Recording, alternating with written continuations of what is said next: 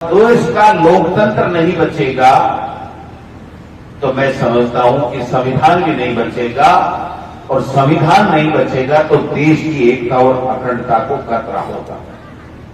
इसलिए हमें ये प्रयास करना चाहिए कि हमें किस प्रकार से भारतीय जनता पार्टी को सत्ता से हटाने के लिए ज्यादा से ज्यादा वहां पर भारतीय जनता पार्टी के सांसद हारे और इंडिया गठबंधन या कोई भी जो भारतीय जनता पार्टी को हराए उस दिशा में हमको आगे बढ़ना चाहिए। हमने नागौर में गठबंधन पार्टी आलाकमान ने किया, सीकर में मार्क्सवादी कम्युनिस्ट पार्टी से पार्टी आलाकमान ने दिल्ली में किया एक सीट देने के लिए। यहां पर हमारे जो सबसे बड़ा नेता हुआ करते थे महेंद्र जी मालवीय, जिनको आप लोगों ने एमपी भी बनाया, यहां पर हमने एमएलए बनाया, एमएलए बना के मंत्री भी बनाया, पता नहीं कितने कितने बड़े पदों से उनको नवाजा, सीडब्ल्यूसी मेंबर भी बनाया, बेटा यूथ कांग्रेस में बन गया, पत्नी प्रधान और जिला प्रमुख बन गई, और वो व्यक्ति अंतिम समय में गद्दारी करके, पार्टी छोड़ के, धोखा देके और भारतीय जनता पार्टी में चला गया, जिस भारतीय जनता पार्टी और आरएसएस को पूरे जीवन भर वो गालियां देता था और कांग्रेस पार्टी को अपनी मां बताता था। तो जो परिस्थितियां पैदा हुई उसमें ये हुआ कि भारतीय जनता पार्टी को और एनडीए को हराने के लिए हमें गठबंधन करना चाहिए, और ज्यादा से ज्यादा भारतीय जनता पार्टी के लोग कैसे हारे। चर्चाएं चलती रही, गठबंधन हुआ, लेकिन भारतीय आदिवासी पार्टी बाप से और बीटीपी जो भी पहले थी उससे हमारा गठबंधन राष्ट्रीय स्तर के ऊपर नहीं हो सका, क्योंकि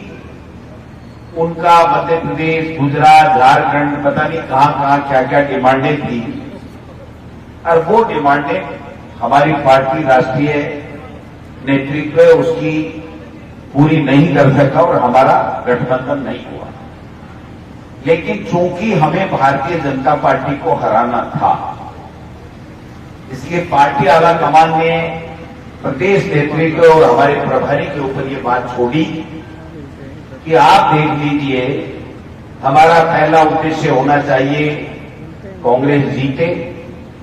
हमारा दूसरा उद्देश्य होना चाहिए कि इंडिया गठबंधन जीते, और हमारा तीसरा उद्देश्य, ये दोनों अगर पूर्ति नहीं हो रही हो तो फिर हमारा उद्देश्य होना चाहिए कि भारतीय जनता पार्टी का सांसद हार करके उनकी सीटें कम आए। इसलिए हमने, जब गठबंधन भी नहीं हुआ, कांग्रेस भी जीतने की स्थिति में ये नेता बैठे, तमाम जितने नेता बैठे हैं, एक एक को 50-50 बार पूछा कि आप बताइए, आम आदमी को पूछा नहीं जा सकता, इनको कहा कि क्या बताइए, आप कांग्रेस पार्टी को जिताने के लिए चुनाव लड़ना चाहते हैं, लड़ेंगे? सबने हाथ खड़े कर दिए कि नहीं साहब, क्योंकि जो स्थितियां पैदा हुई थी उसमें आपने देखा होगा कि उसी नेता को हमने सब कुछ दे रखा था, और वो नेता जब चला गया तो इनको क्या दोष दें। इन्होंने कहा कि साहब कैसे भी बीजेपी को हराओ, जो हमारा राष्ट्रीय नेतृत्व चाहता है और जो देश के हित में है, लोकतंत्र के हित में है, वो काम हमको करना चाहिए। और हमने पार्टी आलाकमान से सहमति लेकर के प्रभारी जी ने और हमने प्रदेश कांग्रेस कमेटी ने निर्णय लिया कि हमें बीजेपी को हराने के लिए राजकुमार रोज को समर्थन देना चाहिए, क्योंकि बीटीपी या बाप हमेशा एक बात कहती रही है कि हम बीजेपी में मरे नहीं जाएंगे, बीजेपी की रीति नीति पे विश्वास नहीं करते, तो हमने ये सोच करके कि भाई कम से कम भारतीय जनता पार्टी का एक सांसद कम होगा और ये कभी जिंदगी में बीजेपी में नहीं जाएंगे, तो कम से कम देश को विभाजन करने वाली ताकतों को मजबूती नहीं मिलेगी। ये तो था बैकग्राउंड हमारा एमपी में देखिए। अब चर्चा ये चल रही है,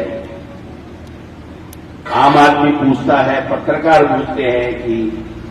क्या आप समझौता करोगे,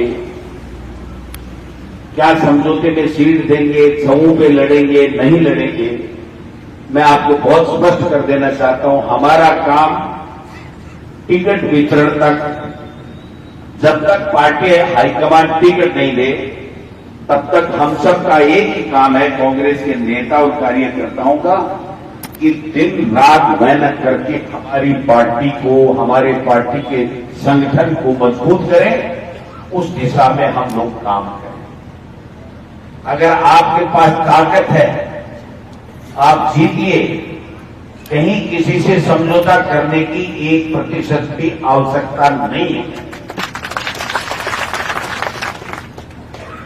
और अगर आप में दम ही नहीं होगा तो भाई साहब आपसे समझौता करने में कोई नहीं आएगा। आप में इतना दम होना चाहिए, इतनी ताकत होनी चाहिए, इतनी ऊर्जा होनी चाहिए, इतनी सामर्थ्य होनी चाहिए कि आप ये कहें कि कांग्रेस पार्टी